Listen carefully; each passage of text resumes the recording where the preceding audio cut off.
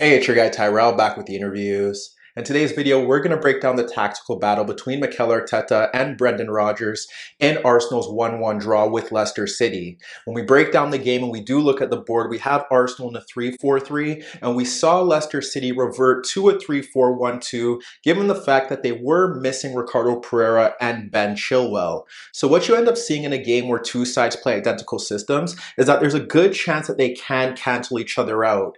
And with both sides looking to press from the front, the manner in which you are able to create chances does stem from quick combination plays, defensive mistakes, or beating your man 1v1 in your individual battle. Because what we ended up seeing here was that Arsenal looked to press from the front. You have the front three closing the back three, the wing backs pressing high on the wing backs, you have Dani, Ceballos, and Xhaka stepping into the path of Tielemans and Ndidi, and then you have the Arsenal back three against that Leicester City front two. And what we end up seeing from Leicester is that they have their front three with Perez shifting out into the path of Mustafi, closing down the Arsenal back three, and then a similar pattern with the midfield pressing the midfield, the wing backs closing the wing backs, and then the Leicester City back three closing Arsenal's front three. So what you end up seeing from both systems is that when you look at Arsenal pressing, there is one man free in that midfield zone, and that is Ayoze Perez. And Ayoze Perez's positioning throughout this game was a key tactical theme, specifically in that opening half.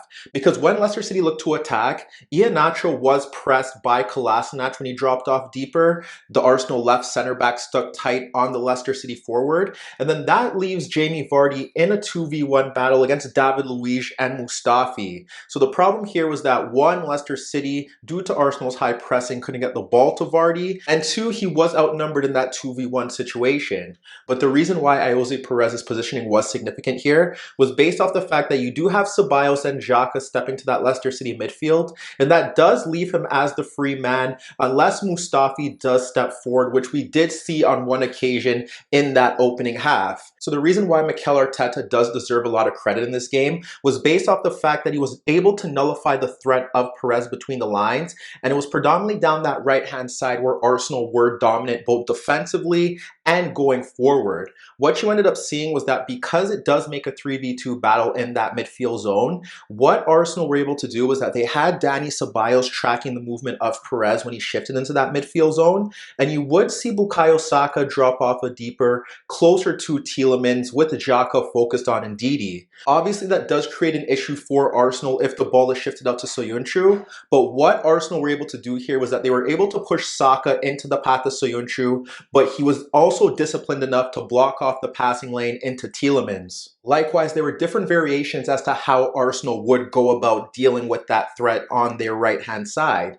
There were times where you saw Saka step to Soyuncu, Ceballos push out to Perez, and then have Xhaka step into the path of Tielemans to ensure that they couldn't play through that right-hand side. There were also times where Saka dropped off a bit deeper to provide additional cover for Ceballos against Perez receiving the ball in the Arsenal third. And even at times when Ceballos was forced out of position to cover for his teammates on the left-hand side, Saka was willing to drop off deeper to ensure that Perez couldn't dominate the game between the lines. So as you can see, Arsenal did a very good job of coping with that threat in that midfield zone, and it was largely based off the fact that Saka and Ceballos were disciplined and willing enough to track the movement of Perez. When we look to Arsenal going forward, it was once again Saka and Ceballos who also played a key role. First, we'll start with Saka, and it starts with the look of that front three. The reason why it was a bit risky for Leicester to shift to a three-man backline, based off the fact that when you look at the Arsenal attack, they're very quick and they also hold individual advantages against their markers.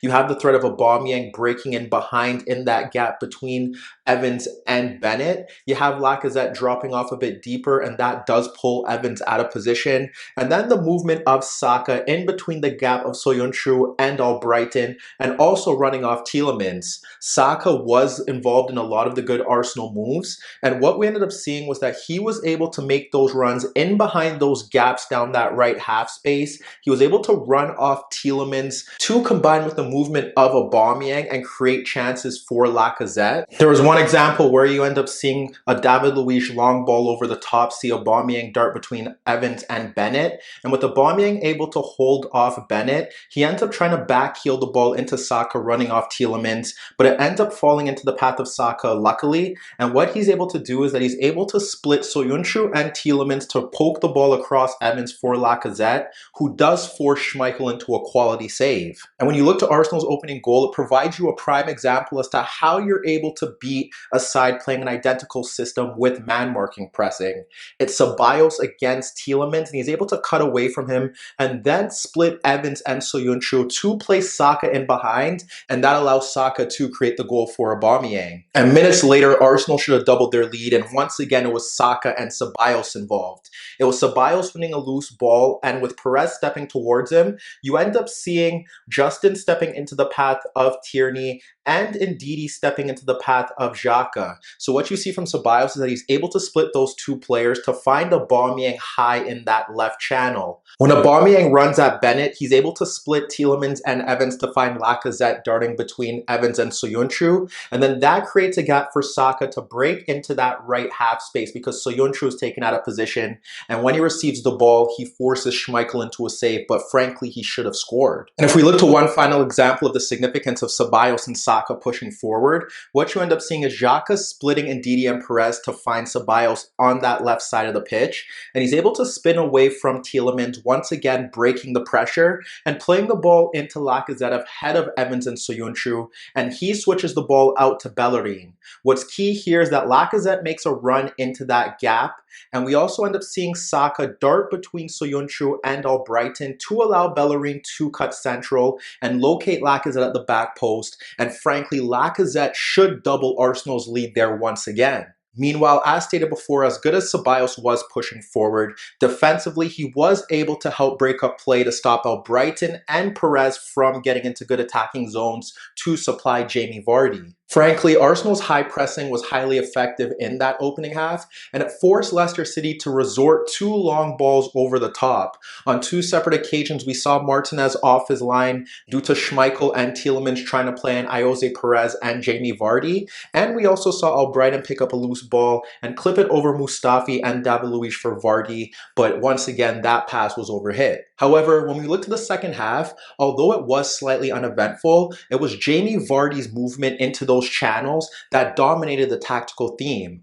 Arsenal were warned in that opening half when Leicester City had a goal ruled out, but what happened in the build-up to that was that we ended up seeing Saka lose the ball, and we had Vardy darting into that space between Bellerin and Mustafi, where he was able to take on Mustafi to left half space and deliver a quality cross over David Luiz for Iheanacho to tap in from point-blank range. And we continue to see this theme in the second half. In the earlier stages, it was Vardy shifting out to that right channel to spin away from Mustafi, and that's when he was able to deliver a pullback for Justin that he frankly should have converted. And minutes later, with Mustafi off the pitch, this time it was Vardy on the opposite flank, receiving the ball between Tierney and Kolasinac once Ndidi won it, to play in Vardy, and he was able to clip the ball over David Luiz and Bellerin to find Iheanacho, but his volleyed effort was fired tamely at Martinez. So as you can see, Vardy was moving out into those channels to get away from those 2v1 situations that he was in due to Perez's movement.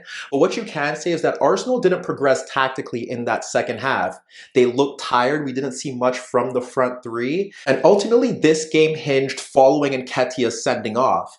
Arsenal was forced to drop off into a 5-3-1. And then we ended up seeing Brendan Rodgers shift his system. Fuchs and Harvey Barnes came on prior to the sending off, and what we ended up seeing was Barnes was shifting narrow ahead of Bellerin and Mustafi to create the lane for Fuchs to push forward. But following the sending off, we did see Pratt come in for Ndidi to offer more of an attacking threat pushing forward, and we saw Demarai Gray enter the game, which saw Gray hold the touchline and Justin taking more of a narrow position to deliver crosses into the box. Mikel Arteta tried to counter that by bringing in Lucas Tyrrell for his bite in that midfield zone, but ultimately Arsenal eventually did concede, and the key theme there was, yes, Gray did win a 1v1 battle with Xhaka, and the cross was superb. But once again, it's Vardy darting into that space between Bellerin and Mustafi to get into that goal situation, and that seemed like the only outlet for Vardy to get into good positions throughout this game. But as you can see, Mikel Arteta was the superior manager in this battle of the back three. Arsenal pressed better as a unit. They were able to stifle Leicester City's threats through the center forwards and Ayoze Perez, and they found a key route to goal through the front three, but more specifically, Dani Ceballos' passing, his ability to break the press, and Bukayo Saka's forward movement. The only real criticism that we can send towards Mikel Arteta was the fact that he didn't adjust to this game sooner, given the fact that Arsenal were fading out of it midway through that second half. Nevertheless, Leicester City solely got a point here due to the fact that Arsenal went down to 10 men, and that in itself is an indictment on that battle. Hi everybody, thanks for watching, and subscribe here for your latest tactical analysis and daily commentary on the InnerViews show. And if that wasn't enough, don't forget you could find more organic, unfiltered soccer/football analysis on the InnerViews podcast, the best soccer/football podcast in the world, available on iTunes, Spotify, iHeartRadio, Spreaker, and any Android apps on your Android devices.